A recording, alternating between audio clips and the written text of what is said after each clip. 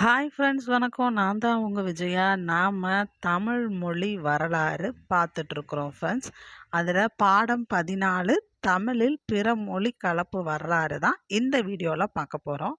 இதுக்கு முன்னாடி 13 பாடம் பார்த்துருக்கோம். ஒவ்வொரு பாடத்தில் இருந்தும் வாசித்து முழுமையாக எடுக்கப்பட்ட வினாவிடைகள் உங்களுக்கு ஃப்ரீயாக பிடிஎஃபோட கிடைக்கிது. ஓகேவா? நீங்கள் நம்ம சேனலை ஃபஸ்ட் டைம் பார்க்குறீங்க அப்படின்னா மறக்காமல் சப்ஸ்கிரைப் பண்ணிவிட்டு பாருங்கள்.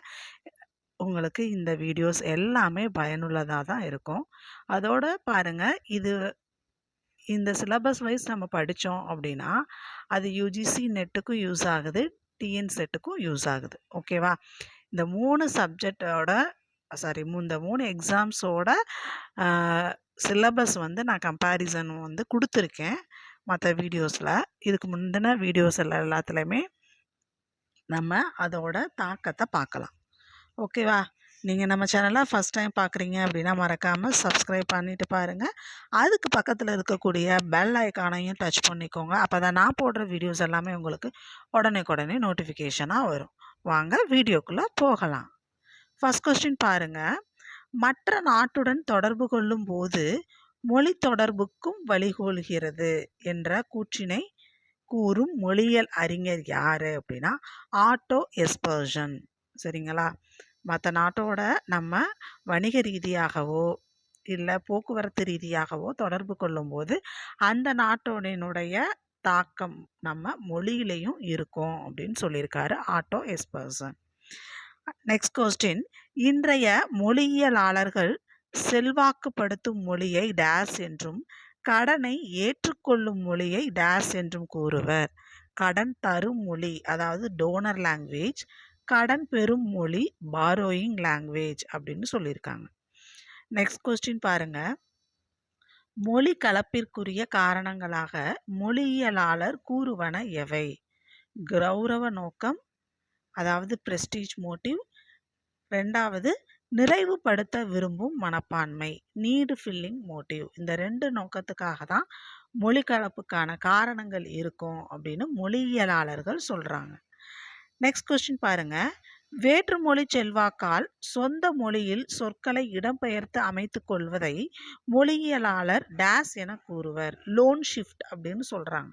சரிங்களா? கலப்பு கடனாக அதாவது லோன் பிளண்ட் மொழியியலாளர்கள் கூறுவதற்கான சான்று என்ன அப்படின்னா தச 4 நெடுநல் வாடையில் 115வது பாடலில் வரக்கூடிய அந்த தச 4 அப்படிங்கிறது தான் கலப்பு கடனுக்கான சான்று. அடுத்து பாருங்க. பகா என்பது டேஸ் சொல். அம்மொழியில் டேஸை குறிக்க தமிழ் மொழியில் லஞ்சத்தை குறிக்கிறது. என்ன குறிக்கிறது அப்படின்னா பகா அப்படிங்கிறது ஒரு டச்சு சொல். அது அந்த மொழியில் சம்பளம் அப்படிங்கிறத குறிக்குது. தமிழில் அதே சொல் எதை குறிக்குது அப்படின்னா லஞ்சத்தை குறிக்குது. அடுத்து பாருங்க. டேஸ் நூற்றாண்டில் வட சொற்கள் கலந்த மணிப்பிரவாள நடை வழக்கத்தில் இருந்தது. கிபி 11ஆம் நூற்றாண்டில். ஓகேவா? நெக்ஸ்ட் கொஸ்டின் பாருங்க. புத்தமித்திரனார் படலங்களை வகுக்கும் போதே புணரியலை டேஸ் என்றும் வினையியலை டேஸ் என்றும் பெயரிடுகின்றார். என்ன செய்கிறாரு? புணரியலை சந்தி படலம் அப்படின்னும் வினையியலை கிரியாபத படலம் என்றும் பெயரிடுறாரு. சரிங்களா? இதே இது பிறவினையை என்ன பெயர் வச்சு அழைக்கிறாரு? காரகம் என்கிறார். காரகம் பிறவினைய காரகம்னு சொல்றாரு. புணரியலை சந்தி படலம்னு சொல்றாரு. வினையியலை கிரியாபத படலம்னு சொல்றாரு. பிறவினைய காரகம் அப்படின்னு சொல்றாரு. நெக்ஸ்ட் கொஸ்டின் போலாமா? பாருங்க. வடமொழிக்கும் தமிழுக்கும் பொது எழுத்தாளாகியனவற்றை டேஸ் என்றும் வடமொழிக்கேயுடைய சிறப்பெழுத்தாளானவை திரிதல் முதலிய விகாரம் பெற்று தமிழில் வழங்குபவற்றை டேஸ் என்றும் கூறுகின்றனர். சரிங்களா? பொது வடமொழிக்கும் தமிழ் மொழிக்கும் அது பொது அப்படின்னா அதை தற்சமம்னு சொல்கிறாங்க. சில மாற்றங்களோடு வர்றத தற்பவம் அப்படின்னு சொல்கிறாங்க. சரிங்களா? இதில் பாருங்கள். வடிவம் மாறி அமைகிறது தற்பவம். ஏன் அப்படின்னா சிறு மாற்றங்களை ஏற்று வருது. சரிங்களா? அதனால் அதை தற்பவம்னு சொல்கிறோம். வடிவம் மாறாதது தற்சமம். சரிங்களா? அடுத்து பாருங்க. கத்தரிக்காயை குறிக்கும் வழுதுணங்காய் என்ற சொல் டேஸ் மொழியிலிருந்து வந்தது. முண்டா மொழி. முண்டா மொழியிலிருந்து தான் கத்திரிக்காயை குறிக்கக்கூடிய அந்த வழுதுணங்காய் அப்படின்ற சொல் வந்திருக்கு. இளநீர் என்ற சொல்லும் இந்த மொழியிலிருந்து வந்தது தான் அப்படின்னு சொல்றாங்க. எந்த மொழி? முண்டா மொழி. நெக்ஸ்ட் கொஸ்டின் பாருங்க. ஆஸ்ட்ரிக் மொழிகளில் நியார் NIOAYOR NIOYOR என்ற சொல் டேஸை குறிக்கிறது. நியார் அப்படிங்கிறது தேங்காயை குறிக்குது. எந்த மொழியில? ஆஸ்ட்ரிக் மொழியில. அடுத்து பாருங்க. சாப்பாடு, கீப்பாடு, பணம், கிணம், வீடு, கீடு போன்ற எதிரொலி சொற்கள் பெறப்பட்ட மொழி எது அப்படின்னா முண்டா மொழி. சரிங்களா? இந்த இது முண்டா மொழியிலிருந்து தான் நம்ம வாங்கியிருக்கோம். இந்த சாப்பாடு கீப்பாடு ஏதாவது இருந்தால் போடு அப்படிங்கிறது, பணம் கிணம் இருக்கா அப்படின்றது. ஆனால் இதில் பார்த்தீங்க அப்படின்னா எல்லாமே நேரான பொருள் தான் வரும். ஆனால் அந்த சம்பளம் கிம்பளம்னு இருக்குது பார்த்தீங்களா, அதுதான் பொருள் மாறுபாடு தரக்கூடிய விதத்தில் நம்ம பயன்படுத்த ஆரம்பிச்சிட்டோம்.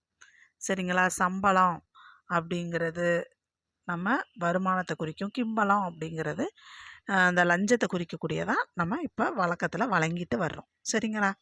அடுத்து பாருங்கள். தமிழ் பேரகராதி தமிழ் லெக்சிகன் டேஸ் மராட்டிய சொற்கள் தமிழில் இருப்பதாக கூறுகின்றது.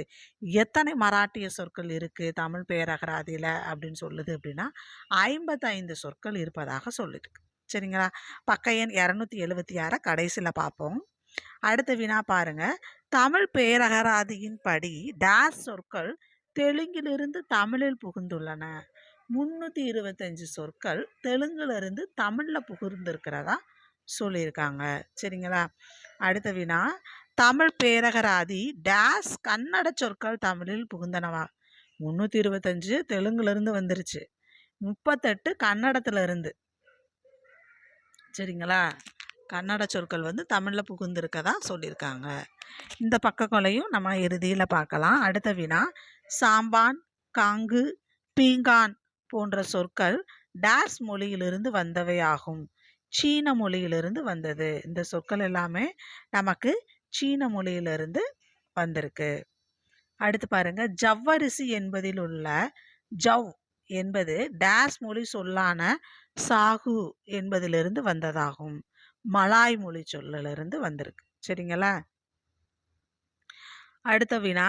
ரிக் வேதத்தில் காணப்படும் தமிழ் சொற்களை திராவிட மொழியியல் பேரறிஞர் ஃபர்ரோ அவர்கள் டேஸ் நூலில் எடுத்து காட்டுகின்றார். சமஸ்கிருத மொழி அப்படின்ற தன்னுடைய நூல்ல இருந்து ஃபர்ரோ எடுத்து காட்டுறாரு. த சான்ஸ்கிரிட் லாங்குவேஜ். ஓகேவா? அடுத்து பாருங்க. பழந்தமிழகத்திற்கும் பாபிலோனியாவிற்கும் வணிக தொடர்பு இருந்ததை சேஷ ஐயங்கார் எழுதிய டேஸ் என்ற நூலின் மூலம் விளக்கமாக அறியலாம். சேஷ ஐயங்கார் எழுதிய திராவிட இந்தியா, அதாவது டிராவிடியன் இந்தியா. சரியா? எதுக்கு? பழந்தமிழகத்திற்கும் பாபிலோனியாவிற்கும் இருந்த வணிக தொடர்பு பற்றி சொல்றார். சேஷ ஐயங்கார் சொல்றார். சரிங்களா? இதே இது நூல் பேரை கொடுத்துட்டு இது யார் எழுதுனதுன்னு கேட்கலாம். ரெண்டையுமே கொடுத்துட்டு இந்த நூல் இவர் எழுதிய இந்த நூல் எதை குறிக்குது அப்படின்னு கேட்கலாம். அது பழந்தமிழகத்திற்கும் பாபிலோனியாவிற்கும் இடையே இருந்த வணிக தொடர்பை குறிக்குது அப்படின்றத நம்ம குறிக்கிற மாதிரி இருக்கும் ஆன்சரா. சரியா? அடுத்து பாருங்க. பழந்தமிழகத்திலிருந்து பாபிலோனியாவிற்கு முதலாக எடுத்து செல்லப்பட்டவை எவை? காகமும் பின்னர் மயிலும். சரிங்களா? முதல்ல காகத்தை கொண்டு போயிருக்காங்க, அடுத்து மயிலை கொண்டுட்டு போயிருக்காங்க. இதை புத்த ஜாத கதைகள் மூலம் அறிகிறோம். இதை நமக்கு எது மூலமா தெரிய வருது அப்படின்னா புத்த ஜாத கதைகள் மூலமா நமக்கு தெரிய வருது. அடுத்த வினா. காஞ்சி என்ற சொல் டேஸ் என்ற வடிவில் சீன மொழிக்கு சென்றிருக்கலாம் என வரலாற்று பேரறிஞர் நீலகண்ட சாஸ்திரியார் கூறுகிறார். ஹவாங் டிக். சரிங்களா? HOUANGTCHE. சரிங்களா? இதுதான் இந்த வடிவத்தில் சீன மொழிக்கு போயிருக்கு அப்படின்னு யார் சொல்கிறா? வரலாற்று பேரறிஞர் நீலகண்ட சாஸ்திரி சொல்கிறார். ஓகேவா? அடுத்து பாருங்க. ஜப்பானிய மொழிக்கும் தமிழ் மொழிக்கும் உள்ள உறவை குறித்து ஆய்வு கட்டுரைகளை எழுதியோர் யாரு அப்படின்னா சுசுமு ஒக்னோ, சுசுமு சிபா. இந்த 2 பேரும் ஜப்பானிய மொழிக்கும் தமிழ் மொழிக்கும் உள்ள உறவை ஆராய்ந்து ஆய்வு கட்டுரைகள் எழுதியிருக்காங்க. அடுத்து பாருங்க. தமிழிலிருந்து ஆங்கிலத்திற்கு வந்த அஃறிணை பெயர் சொற்களிலேயே டேஸ் பற்றிய சொற்கள் தான் அதிகம் அப்படின்னா உணவு பற்றிய சொற்கள் தான் அதிகம் அப்படின்னு சொல்லியிருக்காங்க. ஓகேவா? அடுத்து நம்ம வினாக்கள் முடிஞ்சிருச்சுங்க. 23 கொஸ்டின்ஸ் தான் இருக்கு. சரியா? அடுத்து பக்கங்கள்ல என்னென்ன பார்க்க போறோம் அப்படின்றத பாருங்க. என்னென்ன சொற்கள் என்ன மொழி சொல்லு அப்படின்றத பார்க்குறோம். சரிங்களா? ஹிந்தி சொற்கள் நயா, பைசா, காதி. சரிங்களா? நயா, பைசா, காதி இதை கொடுத்து இது எந்த மொழி சொல்லு அப்படின்னு கேட்பாங்க. அது என்னது? ஹிந்தி மொழி சொல். அடுத்து மராத்தி. மராத்தியிலிருந்து 55 சொல்லு நம்ம தமிழ்ல இருக்கிறதா சொல்லியிருக்கு தமிழ் பேரகராதி. சரிங்களா? பெரும்பாலான சொற்கள் உணவு வகைகள் பற்றியது தான். பார்த்தோம்ல, ஆங்கிலத்திலையும் அப்படிதான் கலந்து இருந்துச்சு. என்னென்ன சொற்கள்? சேமியா, கிச்சடி, கசாயம், பட்டாணி, கோசும்பரி, வாங்கி, ஜொஜ்ஜி இதெல்லாமே. சரிங்களா? அடுத்து கங்காளம், கிண்டி, ஜாடி, சாலிகை, குண்டான் இதெல்லாமே சமையல் பாத்திரங்கள் தொடர்பானது. இதை முடிஞ்சா தனியாக எழுதி வச்சு அடிக்கடி படிங்க. ஏன்னா இதிலிருந்து கண்டிப்பாக 2-3 கொஷின் கேட்டுகிட்டே தான் இருக்காங்க. அடுத்து கண்டி, சாகி, லாவணி, அபங்கம், டோக்ரா இதெல்லாம் இசை தொடர்பானது மராட்டிய சொற்கள். காமட்டி, கைலாகு, வில்லங்கம், சாவடி, கோழி, அபாண்டம், கில்லாடி, இண்டிமாமா, கலிங்கம், கொட்டு, சந்து, சலவை, ஜாஸ்தி, சுங்கு, சொண்டி, தடவை, தரகரி, திமிசு, நீச்சு, பீருடை இதெல்லாமே தமிழில் கலந்துருக்கு. ஆனால் இதெல்லாம் என்ன சொற்கள்? மராட்டிய சொற்கள். சரிங்களா? பாருங்க, மராட்டிய சொற்கள். அடுத்து தெலுங்கு. தெலுங்குலேருந்து 325 சொற்கள் தமிழில் புகுந்திருக்கு. என்னென்னது பாருங்க. அருவர், மசரதம், தம்மி, கிச்சு, அக்கடை, பரசம், இச்சிடம். சரிங்களா? இந்த சொற்கள் எல்லாமே புகுந்திருக்கு. அடுத்து பாருங்க. அக்கடாட்டி, அன்னு, டாப்பு, துறை, பெத்த தீவட்டி, ஜாடி, ஜத, தண்டாச்சலிப்பு, கடப்பாறை, ராயசம், சுழுவு, கட்டடம், கலப்படம், உருண்டை சொக்கா, திப்பி, தோத்தி, பட்டரை, பழப்பம், சந்து ரவிக்க, ராவட ரேக்கு, லாகிரி, உத்தி, உப்பசம், உம்மச்சு, ஒட்டாரம், ஒயில் கந்த, கண்ணராவி, கபோதி, கம்பத்தம், கம்மல், கரிச, கவுனி, காட்டம், கும்பு, கெடுவு, கொப்பி, கொலுசு, சந்தடி, ஜலிப்பு, சிட்டிக, சிமிலி, தடவை, தோவத்தி, பவுசு, வானலி, ஜப்ப, அடாதுடி, அப்பட்டம், ரம்பம், காயம், குடும்பி, கொக்கு, கொடுக்கு, தெம்பு, நமுத்தல், ஜாஸ்தி, பத்தர், அட்டவணை, கேசரி பாத், சாம்பார், சாவடி. இங்கே இருங்க, சாம்பார் நம்ம அடிக்கடி பயன்படுத்துறது. சாவடி, பேட்டை, லாவணி, ரசவாங்கி, வில்லங்கம் இதெல்லாமே என்ன சொற்கள்? தெலுங்கு சொற்கள். அடுத்து கன்னடம் பாருங்க. 38 கன்னட சொற்கள் தான். சரிங்களா? அதில் சில இது மட்டும் கொடுத்துருக்காங்க. அட்டிகை, இதா, எகத்தாளம், சமாளித்தல், சொத்து, பட்டாக்கத்தி, ஒது, இட்டலம், குலுக்குதல், குட்டு, கெம்பு, தாண்டல், எட்டன் இதெல்லாமே கன்னட சொற்கள். சரிங்களா? அடுத்து மலையாளம். மலையாளம். மலையாளத்தில் பாருங்கள். கச்சவடம், காலன், தளவாடம், நெறியல், பிரதமன், வஞ்சி, சக்கை, வெள்ளம், அவியல், அச்சி, அடியந்திரம், பட்டி, ஜன்மி முதலியன இதெல்லாமே மலையாள சொற்கள். அடுத்து சிங்களம் பாருங்க.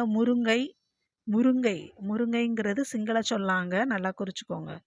முருங்கை, பில்லி. ஏன்னா நம்ம ரொம்ப நல்லா தெரிஞ்ச வார்த்தை அப்படின்னா இது தமிழ் வார்த்தை தான்ப்பா அப்படின்ற மாதிரி நம்ம மைண்ட் ஃபிக்ஸ் ஆக்கிடுவோம். சரிங்களா? இந்த சாம்பார், இந்த முருங்கை இதெல்லாம் நம்ம நல்லா தெரிஞ்ச வார்த்தை, அதனால் தப்பு பண்ண வாய்ப்பு இருக்குது. ஸோ தெளிவாக படிச்சுக்கோங்க. முருங்கை, பில்லி, அந்தோ, ஈழம் இதெல்லாமே சிங்களத்திலிருந்து வந்தது. சீனம் படகு வகையை சார்ந்த சாம்பான்ற சொல்லு. அடுத்து பெரிய மண்கலத்தை குறிக்கக்கூடிய காங்கு. அடுத்து பீங்கான் இதெல்லாமே சீன மொழியிலிருந்து வந்திருக்கு. கிரேக்கம். அடுத்து மத்திகை, சுருங்கை, கண்ணல், ஓரை. பாருங்க, மத்திகைனா சாட்டை, சுருங்கைனா தரைக்குள் செல்லும் வழி, இந்த பாதை சொல்லுவோம்ல, சுரங்கப்பாதை, அதை சொல்லியிருக்காங்க. கண்ணல்னா நாளி வட்டில், ஓரை அப்படின்னா 2.5 நாளி அப்படிங்கிறது சொல்லியிருக்காங்க. சரிங்களா? இதெல்லாமே லத்தீன் மொழி சொற்கலாம். சரிங்களா? அடுத்து ஹீப்ரு. கிறிஸ்துவ பாதிரியார்கள் மூலமாக தான் ஹீப்ரு மொழி சொற்கள் தமிழில் வந்திருக்கு. என்னென்ன சொற்கள்? இயேசு, யூதர், சாலமன் இதெல்லாம் சொல்லியிருக்காங்க. அடுத்து மலாய், இந்த கொஸ்டின் நம்ம பார்த்துட்டோம். சரிங்களா? அடுத்து மலாக்கா, மணிலா, இந்த இடப்பெயர்கள்ல இருந்து மல்லாக்கொட்டை, மணிலா கொட்டை, இந்த சொற்கள்லாம் வந்து நமக்கு கிடச்சிருக்கு அப்படின்னு சொல்கிறாங்க.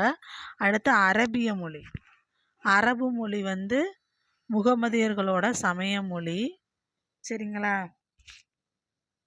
அதிலிருந்து என்னென்ன சொற்கள் நமக்கு கிடச்சிருக்கு அப்படின்னா, வசூல், தபா, ரஜா, இமாம், இலாக்கா, பிஸ்மில்லா, உருசுகாயம், ஜேபி, சைத்தான், தாக்கீது, தவாலி, நஹரா, மக்கர், மஹால், இசும், சுன்னத்து, ஆஜர், இரிசால், மவுஸ், முகாம், முசாபர், முன்சி, மொபசல், மஹார், புனானி, லாயக்கு, ரத்து, ரஜா, ஹக்கீம், ஷராப், ஜப்தி, ஜபர்தஸ்து, ஜாமீன், தணிக்கை, மகசூல், முசாபயு, ஜில்லா, கொசுவர், இந்த மாதிரியான சொற்கள் எல்லாமே கலந்துருக்கு. அடுத்து பெர்சியன் பாருங்க.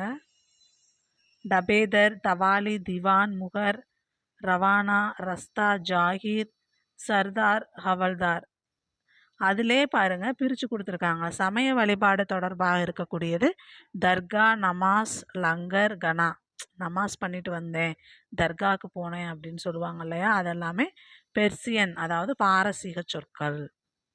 அடுத்து அங்கூர், சால்வை, துக்கான், ஷோக், சிப்பந்தி, லுங்கி, ரசீது, ஷால், அவுல்தார், சமீன், மாலிசு, முகூர், ரஸ்தா, இதெல்லாமே வந்து பாரசீக சொற்கள் தான். சரிங்களா? இப்போ நான் தயாராகிட்டேன் அப்படிங்கிறது, அப்புறம் சுமாராக இருக்குது அப்படிங்கிறது எல்லாமே வந்து வேற்றுமொழி சொல் அப்படின்ற அந்த ஒரு அடையாளமே இல்லாமல் தமிழ் சொல்லாக மாறிடுச்சு அப்படின்னு சொல்கிறாங்க. சரியா? அடுத்து துருக்கி.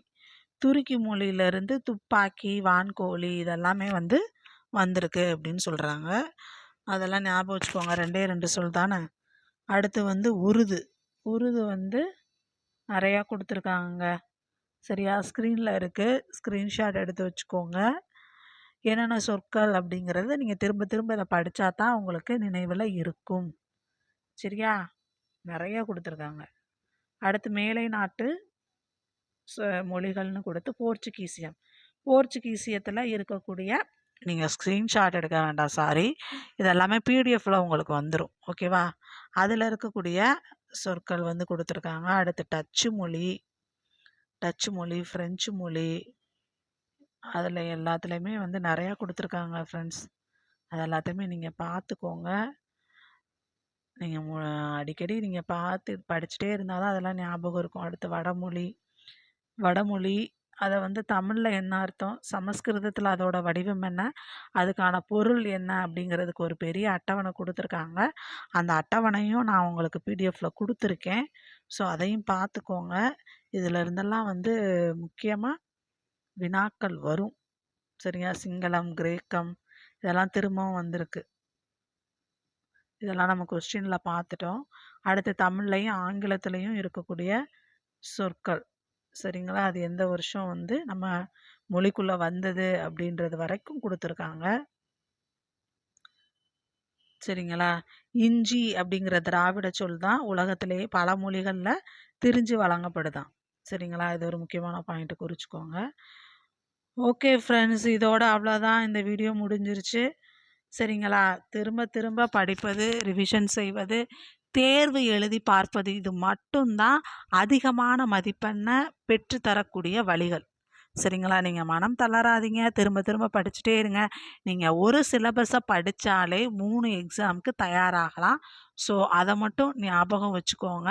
உங்கள் ஃப்ரெண்ட்ஸுக்கும் ஷேர் பண்ணிவிட்டு பாருங்கள்.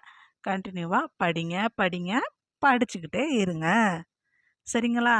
மீண்டும் அடுத்த வீடியோவில் சந்திக்கலாம். தேங்க்யூ.